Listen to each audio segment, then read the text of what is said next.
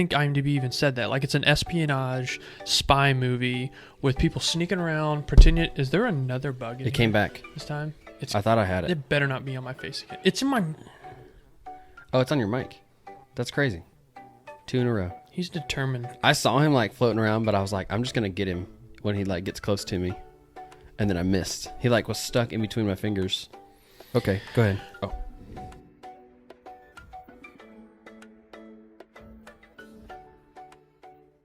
What's going on, everybody? Welcome to the show with the other guys. I'm Joel, and this is Bo, and we're really excited to talk to you today about Christopher Nolan's brand new movie called Tenet.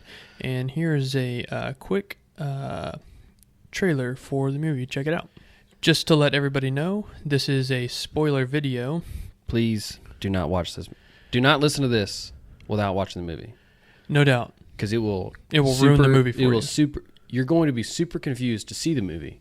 But if you watch this or listen to this and then go see it, you'll be super duper confused. Absolutely. You're going to be double confused. It's like confused squared. Yes. Uh-huh. Okay. That's more than double confused. Is it? Yeah. Oh, it's like math, man. Okay, go ahead. Okay. So we are talking about the movie Tenet today, and we've been meaning to do this for a little while now, but the first time we saw this movie, we walked out of the movie theater and said, we can't talk about that. I don't even know what happened. We're like, let's take a 30-second timeout and watch it again. Yes. So, jumping forward into the movie ratings for this movie, critics have given a pretty fair score. On Rotten Tomatoes, it's received a 73%. Audience score has given a 76%. And IMDb is pretty consistent with that at a 7.8. So, like 3/4 of people are saying this is a really good movie. And I think that is coming solely from the fact that it's Christopher Nolan. Yeah, I would agree with that. I think that Nolan has gotten this persona of creating these spectacles and visually awesome movies. Yes. And I we'll get into this in a little bit in terms of like the director rank and where it ranks, where this is his 11th film that he's released. Is it 11? Yeah, this is his 11th film that he's released, and we're going to get into ranking and everything later, but I think people would probably rank this higher on the list just because it's Nolan, like you said. Yeah. So this is obviously directed by Christopher Nolan. It's starring John David Washington as the lead actor in this movie. As the protagonist. Yes. Doesn't have a name in the movie. This is actually his 13th movie. I think that's including the short, like some of the short films. Maybe? You're probably right. Okay. I think he has 11 feature films. Oh, you're probably right. Okay, go ahead. So John David Washington, yes, who is the protagonist. Robert Pattinson as Neil. Kenneth Branagh. Am I pronouncing that right? I don't know. Branagh. I think it's Branagh, not Branagh. Branagh. It's definitely not that. Silent F. Definitely not that. Okay. And Elizabeth Debicki. And the release date was at the beginning of September. And I am actually going to have to read this straight off of IMDb for the synopsis of this movie just to make sure I don't botch it. So, giving credit to IMDb on this one. All right. The plot of this movie. Armed with one word, Tenet, and fighting for the survival of the world, a protagonist journeys through a twilight world of international espionage on a mission that will unfold in something beyond real time. Which I explained as the perfect explanation for this movie, because you hear that and you're like, what does that mean? But you see the movie and you're like, what does that mean? Yeah. So, perfect explanation. So, give me your first impressions. Okay, so I have seen this movie twice. I literally just got out of the theater like less than an hour ago. But the first time that we watched it, I think there was a little bit of a mistake in the theater.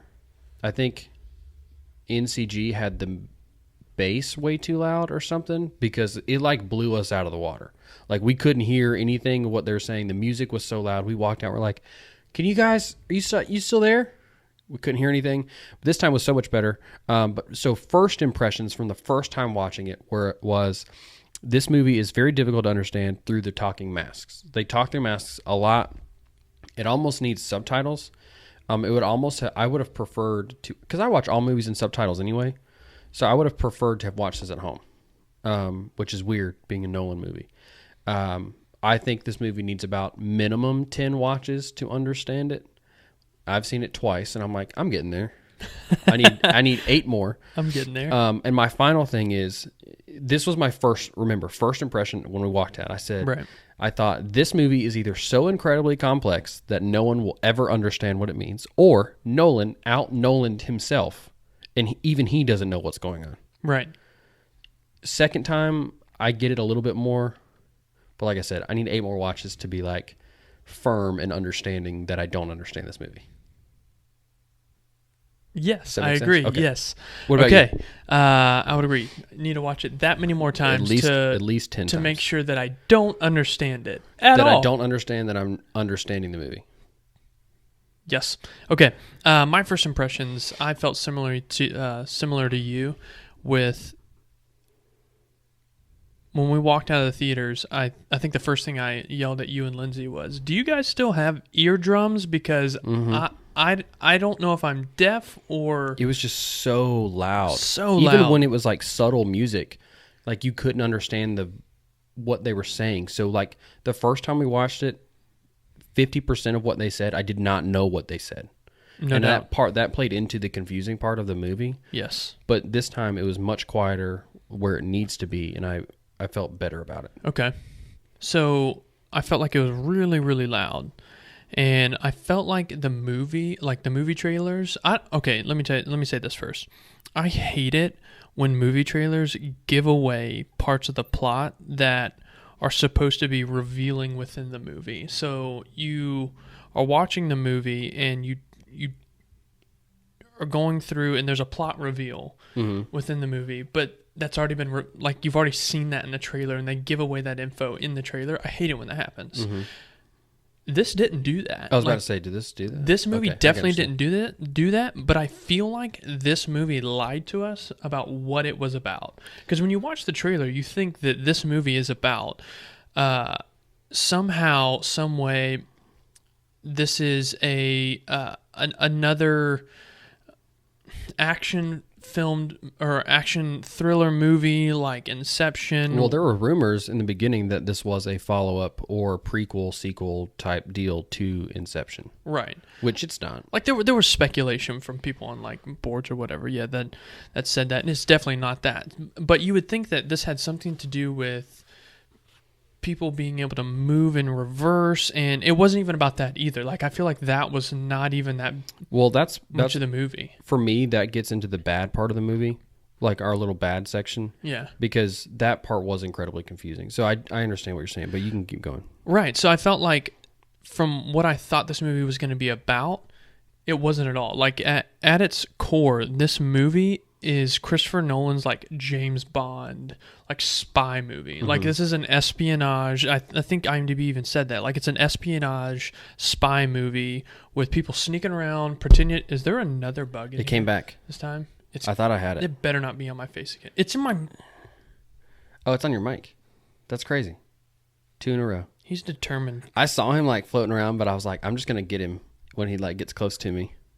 And then I missed. He like was stuck in between my fingers. Okay, go ahead. Oh.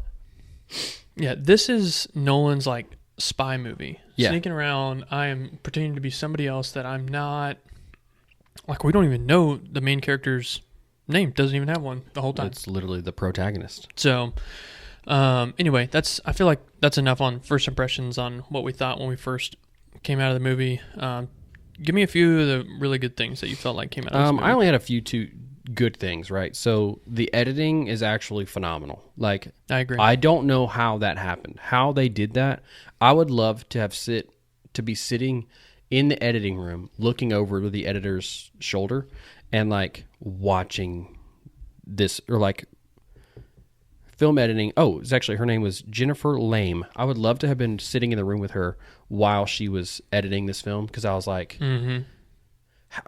it's like half backwards and half forwards, or I'm sorry, half inverted and half reverted or whatever. It's like, how did she do that? And like, how did Nolan like direct it that way? Right. See, that was crazy to me. The only other good thing was the music was really good the second time. So when it's like the volume that it's supposed to be, it was actually really good. Like, it's very subtle, but it also like plays into the movie, and it's very Nolan-esque score. Like, you thought it was Hans Zimmer and it's not, but you think it is because it's kind of very Hans Zimmer, Nolan-esque type score. So that was it. That's all I had for the good. So I had both of those where I felt like filming in forward time and then also having the people work in an inverted time. See, but I don't think they were working inverted. I think that everything was filmed forward, but they edited things to make it look like they would take the forward thing and then back it up, play it in reverse at the same time as playing it forward, which was nuts. Right. However they did that, I thought that was phenomenal. Yeah, it's crazy. I mean, the way they filmed that was phenomenal, and the way they edited it, however they edited it, it was phenomenal. I thought the practical stunt work was amazing. Yeah. I thought that the fact that he was able to make this movie and the scenes that they have where it looks like it's moving in forward time, and then however they edited to do an inverse time at the same time, and it's in the same scene. To not do that with hardly any CGI was amazing. It blew my mind. Like, honestly, thinking about it, I was like, I can't even think about it that much because it like hurts my brain. Right. Because you're like, how did you do that? I don't know. But it was, I mean, yeah, I totally get it. I understand what you're saying. I thought the score was really, really good when it was not dialed up to 200. Yeah. If it's supposed to be at like 85 for normal theaters, the first theater we saw it in was like 275. And it was like, whoa. Yes. Is that thing where it was like making the speakers go busting the speakers? That's what it was doing. I thought Kenneth Branagh and Robert Pattinson were great as well. Yeah, Robert Pattinson is turning into one of those. Actually, I'll talk about him towards the end when we talk about actors. Okay, I'll save that for that because I have some things to say about him. Yeah, I thought Kenneth Branagh was Branagh. Kenneth Branagh was amazing just because he was so even kill at moments, and then all of a sudden, at like the flip of a switch, he was like a terrifying villain. Terrifying. So there was one scene in particular when they go into like this room, and he's showing Kat all the guns, right? And then she says something to him, and he's like super calm, and then he just like snaps. And I was like, whoa, that was good. Yes. And at that moment, my hands started sweating because I was like, Kat is somebody. Done for, and he's going to end her. She's totes dead, 100%. All right, what about the bad? Okay, so... I feel like ours are going to probably be pretty similar with this. You get very, very lost in the details. Like, all of the details that go along with what's going on in the movie, trying to keep up, and like you're trying to understand them, but keep up because the movie goes so fast. The first 45 minutes is like blistering pace, trying to keep up with everything that's going on. So by the time you get into the meat of the movie, they're adding more things, like there's more layers, but you haven't even understood the first like 6 layers. Yeah, I'll add on to that to where like it drops you into the middle of the action where it's almost like, the only Inception type part of the movie was what. You know how Inception, he's like, hey, do you ever really know how you get into a dream? You're like, no, you just kind of there. Right. That's kind of how this movie starts. You're like, exactly. Why are we here? Yeah, they drop you into the middle of this scene, this action-packed scene. You're like, what are we doing here? I don't know what's happening. And then all of a sudden, time just keeps progressing, and your brain is constantly trying to catch up with the plot. And then all of a sudden, you get to like the second act, and they start to introduce time inverted. Yeah. And now you're like, I understand nothing. Because as soon as you felt like, because I looked at my watch and it hit like 56 minutes into the movie or whatever, and I started to see little bits of pieces of information start to pull together. I'm like, okay, Nolan is starting to make the bigger picture, like make me understand what the bigger picture of all this is. And I was like, okay, we're going over the hill and we're about to like hit the tipping point, and all of a sudden they introduce a lot more stuff. Yeah, time inversion, and you're like, okay, I'm totally lost again. Right. So, and I had put, to go along with that, I had put the scene where John David Washington gets on the boat with Kenneth Branagh. Like when they get on that yacht for the first time, that whole scene, however many scenes that is, those couple of scenes where you're kind of like trying to figure out what their whole relationship is going to be, is very, very confusing. Because you're like, what are they talking about? Let's hold off on that. Okay. I want to talk about that in just a minute. So I think we could both agree that probably the biggest, like the biggest thing that was like bad about this movie was it was unnecessarily confusing. Like I feel like Nolan, like you said, tried to out Nolan himself and made the plot so complicated. Well, see, he made Inception, and Inception eventually was able to be understood, right? And then he made Interstellar, and Interstellar was a little bit more complex. It's like the next layer of complex, but you eventually get it right after a couple watches. But this one, it's like, I'm never going to understand this movie. Like, it doesn't matter how many discussion boards I read or people explaining the plot, I'm never going to understand this movie. Yeah, I feel that way currently. So I didn't say this. With The Good, I feel like with every watch, I feel like the movie will get better, though. Do you think so? Yeah, absolutely. I mean, you're only going to understand more. And we'll talk about another video that does a really great job explaining the plot in a little bit. And I think after watching that video that explains the plot, going back and watching it for a third time, I will understand it so much more. Right. Well, I say so much more. So much more, but still not 50%. If that makes sense. Right. Okay, so I'm going to give you a few scenes here for the MVP award for best scene, and it's hard to break these down into specific scenes because Nolan takes each sequence and it's just so extrapolated out like into long sequences in this movie. So every scene comes back. Right, I feel like every scene. Yes, it returns back to almost every scene that you've already seen because of the inverted time, but each of those scenes and sequences are like so long. So I felt like there was only 10 scenes in this whole movie. So one, I had maybe like 10 settings. Right. Yes. Yeah. I see. So the Mumbai break-in scene to Priya's house where... Yeah, see, I didn't like that scene. Protagonist and Robert Pattinson are scheming up a way to break in and then basically hold this. I don't even know. Maybe you'll be able to explain. I have no idea what Priya is an arms dealer in India. Sure. I think, and she's there. I kind of recognize it at the end. She is some kind of like symbol in this movie. Like there is something that she represents as far as helping you understand the movie, but I haven't figured out what her purpose is.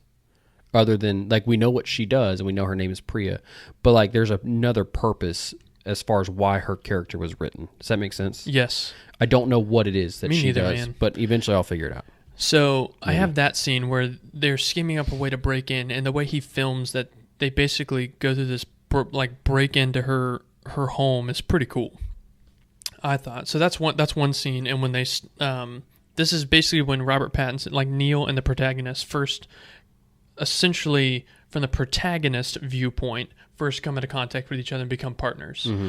Not from Neil's standpoint. And he just comes out of nowhere. Right, and Neil is acting as if I've never met you before. Right. But Neil has known the protagonist for years. You learn at the end of the movie that they've known each other. It's weird. So I felt like that was pretty cool when that comes back around at the end of the movie. You know, you keep doing this, and like when he's explaining to John David Washington, that rando guy, when he's like, Tenet. Yes. He's like, Tenet, the word, Tenet. Yeah. Whatever that means. So, whatever the hand motion is. This is the symbol for Tenet. So that was one scene that I had on there. The Oslo scene when they steal an airplane and crash it into the hangar. Okay, so I have that one. On top of that, with the inverted fight sequence. I have the fighting sequence and the plane part. Yes. Mm-hmm. So that was one scene that I had, and then the Stalsk 12 battle sequence. Yeah, so that's my the entire battle sequence. I didn't know what else to like. You even asked me at the end of the one. You're like, at the end of the movie, you're like, who are they fighting? I don't know. They were fighting somebody. Because all you do is see them. You feel like shooting at each other, but shooting at each other themselves, like in inverted time. Well, they were shooting at somebody because there was somebody in like white, like camo, Right. But you only see like 2 of them. But you don't really know. They never really explain who those people are. Right. So yeah, Nolan doesn't get into that at all. Because, yeah, like you said, there wasn't enough exposition to explain what was going on, so you're constantly trying to catch up. And on top of that, when there was exposition, they were playing music over the exposition, and they had masks on all the time. It was like trying to hear Bane talk for 2.5 hours. Yeah, that's exactly it. Like, you felt like everybody was Bane in this movie. Well, okay, watching it the second time, they're not in the mask as much, but a lot of the explaining the more complex pieces are in the mask. Right. So it's like for me, it's like Bane trying to explain advanced chemistry. I'm like, what are you saying? And then you're like, wait, that's Tom Hardy. Okay, I'm getting... All right, sorry. I didn't mean to get off. So those are the 3 scenes I had. Mumbai, Oslo, and Stalsk 12. Do you have any other ones? So I only had 2 scenes, and it was the Oslo plane airport scene, and then the last scene. It was just those 2. I felt like I couldn't not put the last scene in there because that was such a cool, like, backwards, forward fighting scene. But that first fighting sequence at Oslo, the airport, like... That's your kind of first taste of this inversion. And it was like, what is happening? So for me, I feel like that has to be the best scene because it really just sets up like this whole inversion of like, wait a second. We knew all these things and now we're going 6 layers deep really quickly. Right. So that's going to be my vote for favorite scene just because. That was the best scene for me. Yeah. I agree. I felt like whenever that was happening, those pieces fit together pretty well. Tenet. Yeah. You know how we used to do like Interstellar? Yeah. Tenet. Oh, we did have that Interstellar. Like anytime we didn't understand anything and something was really confusing in a movie or whatever. For a while, it was just Inception. Yeah. But then we turned it into, I don't know where we got this from, but it's like Interstellar. Right. Yeah. No, okay, that's like, good. I like this. Bro, Tenet. I don't know. Bro, Tenet. I don't get it. I'm gonna start doing it at work when people are like telling me stuff and I don't understand. I'm like, I don't know. Tenet, bro. I agree. Also, scene where that just started coming together. That was amazing, and like how they crashed an airplane was. Now that's what I'm talking about. I feel like he legitimately crashed that airplane, right? Right. Like the practical action sequences that they had were amazing. Yeah. Okay. What about the swamp war? I have a sequence, not just like one specific scene again, for the swamp award for the worst scene in this movie. I said everything that happens between Oslo, like crashing the airplane, and then Tallinn, when they're the little heist scene. Right, when they're starting to steal the piece for the algorithm. So everything that happens between there, basically everything that takes place on the yacht. Yeah. It's super confusing. On Sator's yacht is super confusing and is unnecessary. See, I have that for the what the heck is going on? For Super Bowl 51? Yeah, I have that for that one because I just didn't understand what was going on. Okay, what do you have for the swamp? For the swamp, I have the explanation of Tenet. I timed it this time. Okay, good. I like this. This is you're right. Is 4 minutes. When he just like shows up, there's a doctor. She's explain what you said the first time. Okay. Like after we watched the movie, when you were like, okay, and then John David Washington's response, like the protagonist's response when he's with the scientist, like walk through it. So if I remember what I said correctly, like basically she's throwing out these like very extreme, like how did Christopher Nolan even write this? Like, what did he even think about to write this? And she's explaining it in scientific terms. And he's just like, yeah, okay. And he just, like, gets it instantly. And he's like, where is the bullet made of? What kind of metal is it? Have you run diagnostics? I can trace it back and find exactly who dealt that bullet. And I was like, what? No. Explain what this is first. They explained what Tenet is for 4 minutes. And all they talked about was it was made in the future and somehow has been put back here. What are you talking about? And that's all she said. Right. But I also have in that same scene, and it stood out to me the first time, so I kind of took it too literal, but then it stood out again the second time because it's like, it makes sense. So she says, the doctor, I think her name is Barbara, she says, this is my nominee for best quote as well. So she goes, don't try to understand it, feel it. And I was like, okay. So the first time I tried not to understand it, no. Don't do that. Try to understand it because you are not going to know what's going on. But the swamp reward for me is gonna go to that explanation for Tenet. It's way too short. Like, you could have taken this 2.5-hour movie, cut down something stupid like them just riding a boat to the yacht, or like that full, like, what is that stupid sailboat sequence when they're like, racing? Take that out and just tell us more about what this Tenet is, because I just didn't understand. Right. Well, that's the whole part of what I was talking about, where that was a part of the yacht sequence where between Oslo and Tallinn, and everything that happens there, it's just so like, it makes the movie so much more confusing. Okay, so I understood the yacht sequence. Yeah. For the first, let's say that sequence 25 minutes, right? I understood the first 13 minutes. The last 12, I was like, what? Where are we going from here? Like, it was actually really right at that sailboat sequence. Right. After that, I was like, what's happening now? Like when Kat basically tries to randomly murder Sator, and Sator's just like, that didn't make me very happy, but we're moving on. And now you're going to be my partner, sort of. Yeah. Protagonist, we're partnering together. I know my wife, who I think is having an affair with you, and who wants to kill me. But we're going to partner together. We're gonna work. We're going to be partners. Yeah. So okay. So I totally agree that for the Swamp Award, it's got to be like the scene where they explain Tenet. Man, even if you made it like 10 minutes, like add an additional 6 minutes of a little bit more information of explaining what that is. I'm good with it. Right. I agree. Okay, so the other guy's award for best quote.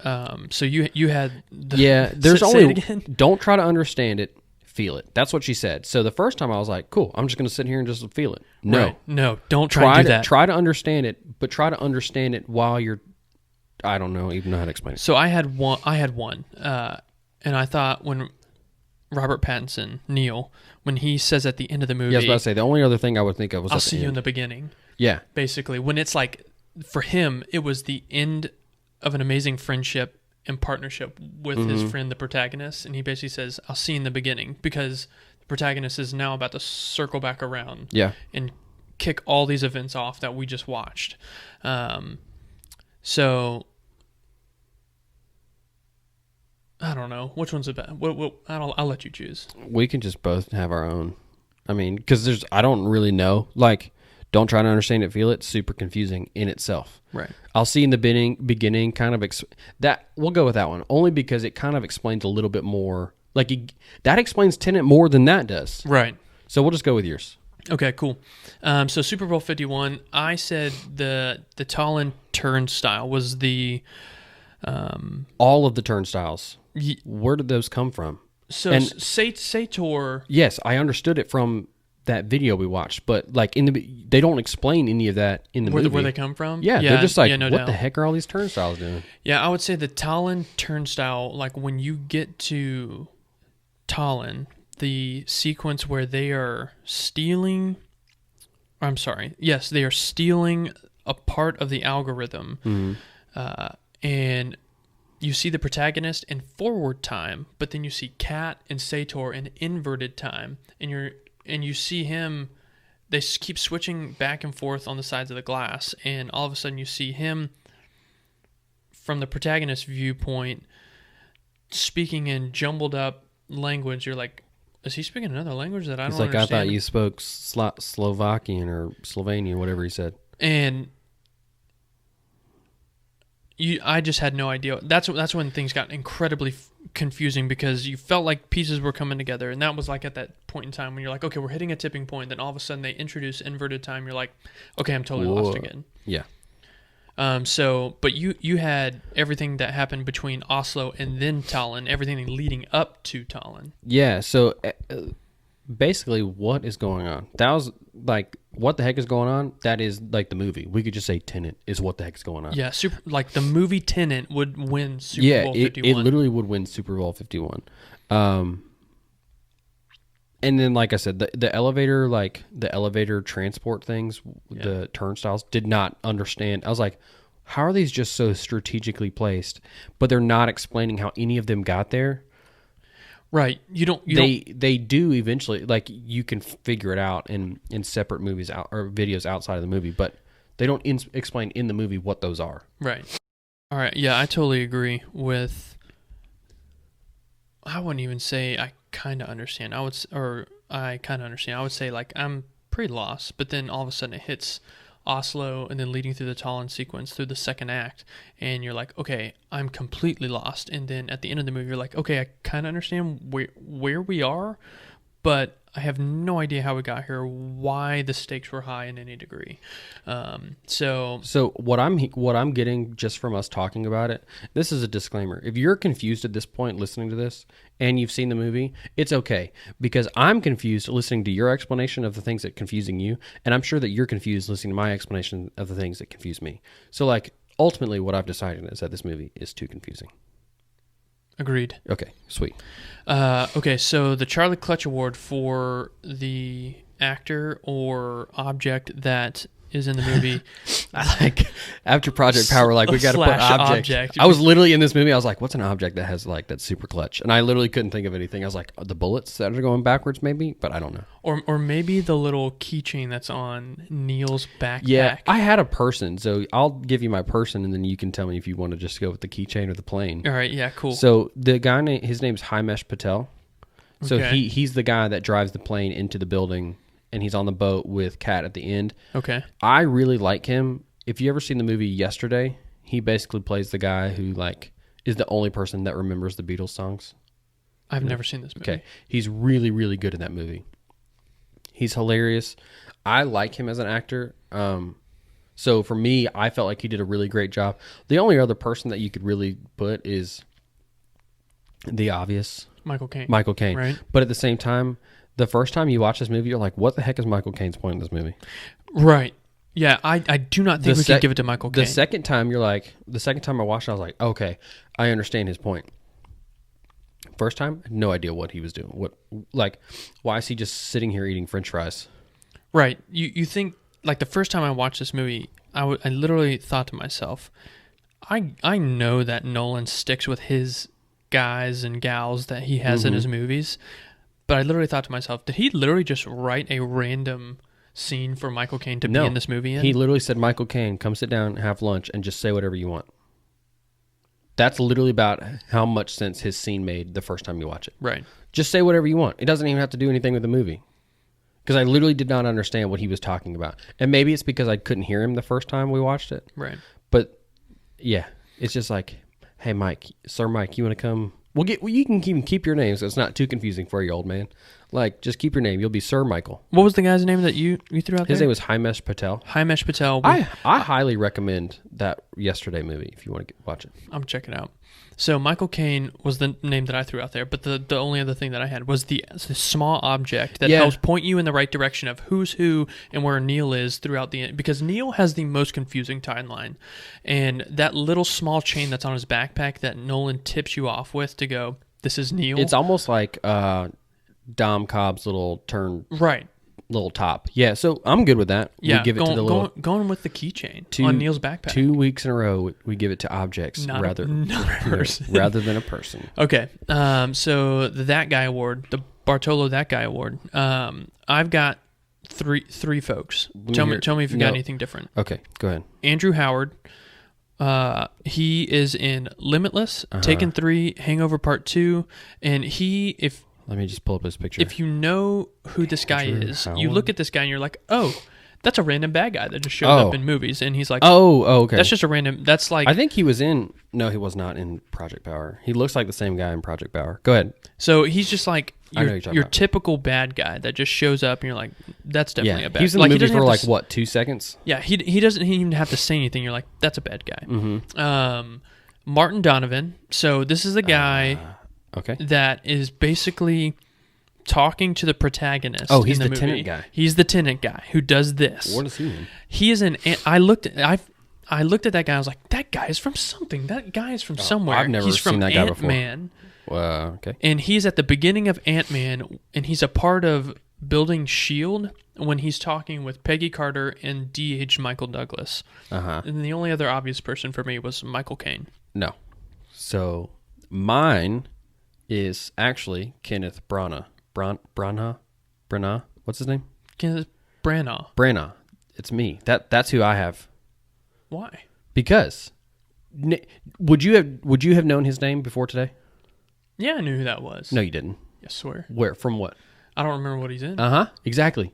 You would see him and be like, hey, there's well, what else is he in? Okay, so he's Infinity War. He's in Murder on the Orient Express. He plays... I did know this. Yeah, I knew this. He's in Dunkirk. Plays a small role in Dunkirk. Shoot. He's in Valkyrie. Right. He's in a bunch of other little like TV shows. He also plays in Harry Potter, Chamber of Secrets. This movie sucked. All right. You just lost all of our listeners. Way to go. So I went with him because to me, every time I see that guy, I'm like, hey, there's that guy. Like there's that guy. I don't know his name. For me, the definition of that guy award is someone's face you recognize, but you have no idea what his name is. And you know he's in something else. So for me, the only two options of your three, the only two are you can't give it to Michael Caine because unless you live under a rock, you know who Michael Caine is. Yeah, I agree. The only other option other than Kenneth Branagh is Andrew Howard. Because when you see his face, you're like, oh yeah, I know exactly who you're talking about. But Kenneth Branagh, to me, is a bigger actor that is still like, I didn't know your name. We can give it to him. I feel like I agree because I feel like I made a pretty good pitch. Who does he play in Infinity War? I don't even know the person's name. Hold on, let me get to it. He plays in Infinity War. Yeah. Hold on. Fill this time with something while I find this guy. Oh, here we go. I found it. Internet's so crazy. Okay, Infinity War, he plays an Asgardian distress call. So he's literally just his voice. Oh, so it's his voice. Murder on the Orient Express, he plays the main character in that movie. Dunkirk, his name is Commander Bolton. He's in Jack Ryan, Shadow Recruit, Macbeth. Oh yeah, we got to give it to him. Let's see, Valkyrie. What else? You don't have to convince me any further. I'm saying you're right. Yeah, I'm just giving you more. Wild Wild West. The Road to El Dorado. Miguel. Oh, he's Miguel's voice in the little cartoon. You ever seen that movie? Long time ago. Yeah, it's a good movie. I like that movie. Okay. Yeah. Yeah, it's Kenneth. It's you. So, it's you for you, Kenny boy. That guy award. Going to Kenneth Branagh. Branagh. Don't pronounce the GH. It's Branagh. Okay. Silent GH. Yeah. It's just like Kenneth Branaw. Yeah. Branagh. Yeah. If you look on Google, that's I guarantee you that's how it's like in parentheses is a W. Yep. I'm going to look it up. Okay. All right. Let's jump into director rank here. Mm-hmm. In terms of his 11 feature films, where does this one rank for you? So I put top 7, 8 maybe. So you have The Dark Knight, Batman Begins. No, this is no order. I'm just listing the movies that are better. Dark Knight, Batman Begins, Interstellar, Dunkirk, Inception, The Prestige. Okay. I haven't seen Memento. Okay. And I don't even know the names of the other ones. Okay, so that leaves like what, 2? I think that this one is 10th. 10th? Okay. The only one that is not better than this one is his first feature film, The Following. Okay. And that's because the budget was basically $5. Sure. And he and his brother went out and made a movie. Oh, and okay. that's where he got signed on, and then he did Memento after that, and people started realizing, hey, I haven't seen Memento yet, so... So, I feel like, like I said, this may get better with time for me, but for me, this is his next to last film. So, Insomnia is the other movie that I have not seen. I haven't even heard of that movie. So that's with, I think, Robin Williams. Al Pacino, and Hilary Swank. I feel bad for not seeing that, but I'll watch it. So the only one this is better than is The Following, and that's because of the production budget that he had for that was basically nothing. Insomnia's on HBO Max. I'm going to go watch that tonight. Go watch it tonight, dude. I'll let you know. So what about lead actor rank? Some of the lead actors: Robert Pattinson, John David Washington. John David, I have Robert Pattinson in here as well because he was a supporting actor. I would say that if this came down to, he's definitely a supporting guy. Like Academy Awards, he would be supporting. John David Washington is what I did not know. This is Denzel Washington's son, and when you know that, he sounds just like him. Mm-hmm. Like they literally talk the same. His only other big movie is Spike Lee's movie from a few years ago called Black Klansman. Yeah. Fantastic movie if you haven't seen it. Highly recommend it. So this is definitely second for me. I did not like him in this movie. I thought he was very... He was deadpan, right? He was acting. It wasn't him being a character. He was acting. I knew he was acting the entire time. He never convinced me that he was his character. Does that make sense? Yeah, I agree. I felt the same exact way. So I have the same thing. I thought that John David Washington... He was. I said the same thing. He's just not convincing enough for me. He's very JGL in this movie. Yeah. He did not do a good enough job convincing me that he was a part of this espionage spy lifestyle. Like, I felt like he was acting. I agree. Robert Pattinson, on the other hand, I thought he offered a great comedic relief to this crazy story. I thought he was a good change of pace whenever he would be a part of scenes. What's interesting about Robert Pattinson is, like, I had this whole Edward vibe from him forever, you know, like Team Edward vibe from Vampire from Twilight. Twilight, yeah. So he was good in those, even though I didn't like those movies, right? Then they announced him as the Batman, and I was like, what? This is a joke. That's literally what I thought. This is a joke. You're absolutely kidding. And then my buddy Robbie said, no, go watch some of his other movies. And so I've really paid attention to him in the past couple of years of, like, really watching his other movies. He's really good, dude. Good Time is really great. High Life is a movie that I would not recommend to people only because it's just such a weird movie, but he's awesome in that movie. He's a really, really good actor. He just had another one come out called The Devil All the Time. It's a Netflix movie that apparently he's really, really good in. So I liked him a lot in this movie. I'm actually really looking forward to him being the Batman. Yeah, I agree. He cannot be worse than Affleck. No, I don't think so. Can't be worse. I think we're obviously with Nolan's rendition of the Batman with the Dark Knight series. We're so spoiled. It's hard to get over that, but if we can't have that again in the spin that he put on it, I'm excited to see where this new where they take this new Batman, because whereas when I heard them announce Robert Pattinson as Batman, I was like, this is a joke. But ever since seeing this movie with Tenet, and then also hearing him as being announced as Batman, I'm like, okay, I think he's shedding the whole vampire Twilight. You know how deal. when actors who have been like that one character forever, like Daniel Radcliffe had a really tough time not being Harry Potter, right, and has chosen some very, very weird movies, right. Elijah Wood, same thing. Frodo Baggins. Very, very strange movie choices. Robert Pattinson, like, almost like took a step back and he's like, how can I show my acting ability? And he chose some really great movies. Like, he's in this movie called The Lost City of Z that I have not seen yet. High Life was a very independent film. Good Time is actually, I think it's on Netflix. It's only like an hour and 45 minutes. Really, really good movie. You should go watch it. Like tonight or tomorrow. You said Good Time? Good Time or Good Times, whichever. It's right there, right? Good Time. Yep. Yeah, go watch that. It's really good.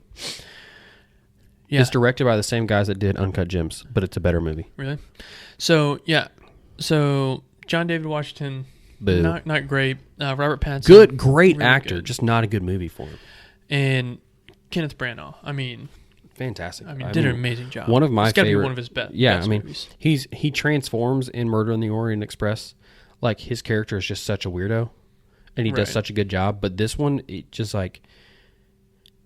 Man, his presence is just like very... it's unnerving. Yeah. Yeah, he was convincing. You're like, this guy can kill me. Yeah, he was convincing as that person. Also, he has a great beard. Does he have a beard in this movie? I think I was so busy trying to figure out I don't think I even realized that he had a beard. His beard is awesome. I was really... Like, they like focus in on it really late in the movie, and I was like, man, that's awesome. Okay, so what about this as a miniseries? Should have been a miniseries. You think? It would be... I would enjoy it so much more. No, I think... I disagree. I think it being a... I like that it was a spectacle. I like that Nolan took the risk that he did, even though I was really frustrated with it.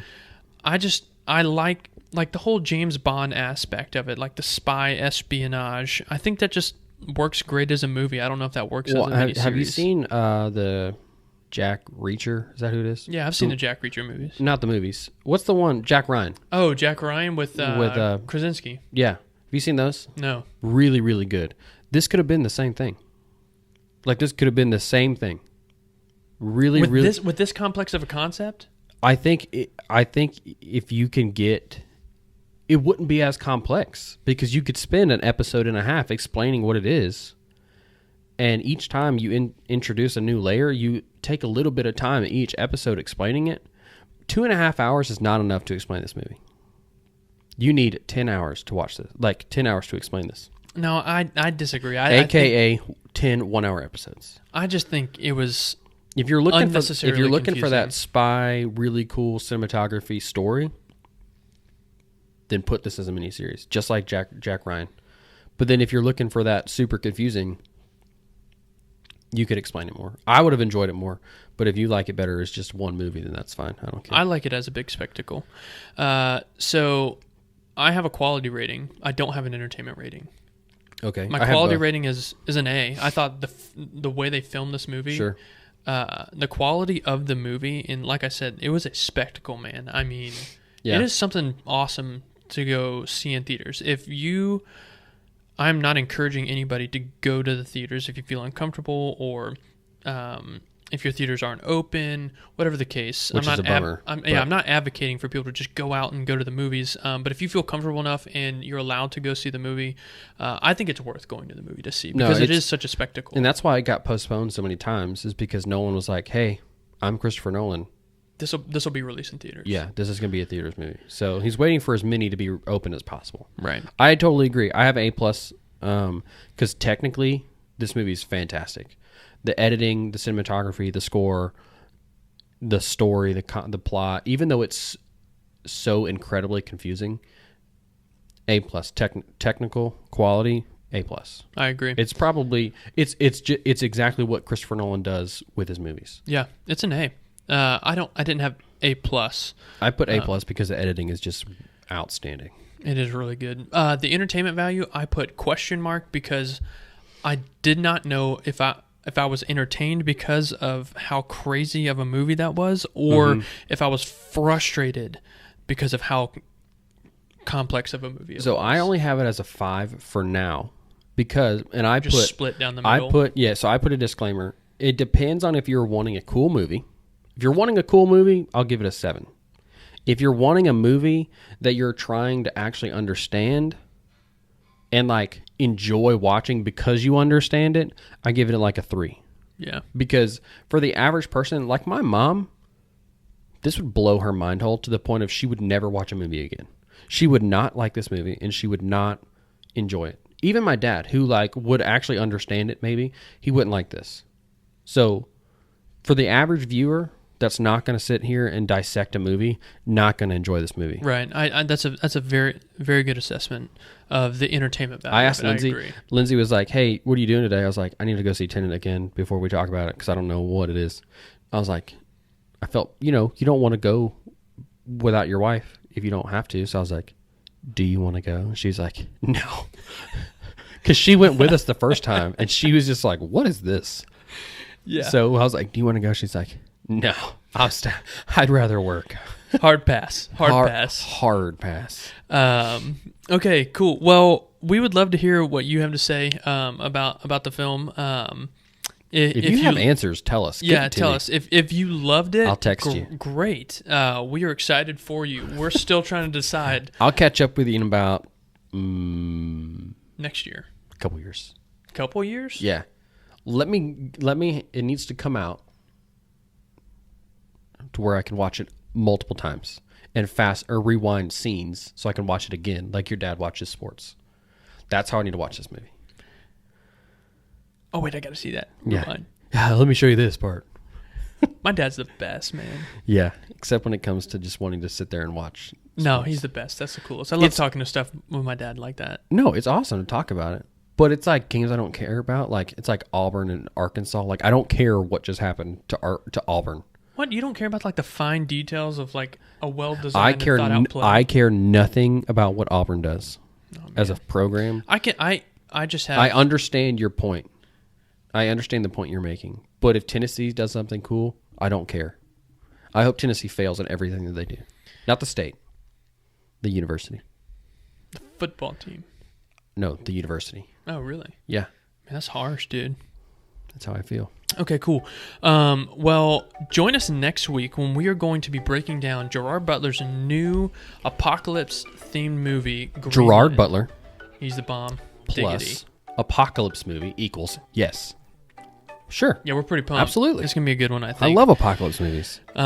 So you can view us or listen to us now on Apple Podcasts, and soon it will be available on Spotify. Trying to get it on Spotify this weekend. So if you are driving down to work, you don't have to watch us on YouTube. You can throw us up over your car speakers and listen to us on Apple Podcasts and soon to be or when you're Spotify cutting the grass. Podcast. Yeah, cutting the grass. Yeah, that's what I do. Whenever you have some time, it doesn't have to be a time that you have to sit down and just watch everything we talk about. You can join us on Apple and, like I said, soon to be Spotify. If you have seen this movie and you're trying to understand it to a greater degree, I'm going to I'll post a link. Yeah, we're going to post a link to a video that really helped us understand. Eric Voss of New Rockstars on YouTube, he has posted a video of a breakdown of the timeline of this movie, and it really helps explain how to follow this movie. Do not watch this before. If you haven't seen it, do not watch this. Watch it after you watch the movie. Otherwise, you will just go in confused. Right? Yes. Yeah. So you will go in watch his very video. confused. Watch his video after you've watched the movie. Right. So Eric Voss, New Rockstars, his video really helped us because he breaks down each individual person from a main character standpoint, where they are and what their timeline looks like throughout the movie. Yeah. So thanks so much for joining us on the show with the other guys. We can't wait to talk to you next week when we break down Gerard Butler's new apocalypse-themed movie, Greenland. We will catch you next week on The Flippity Flip.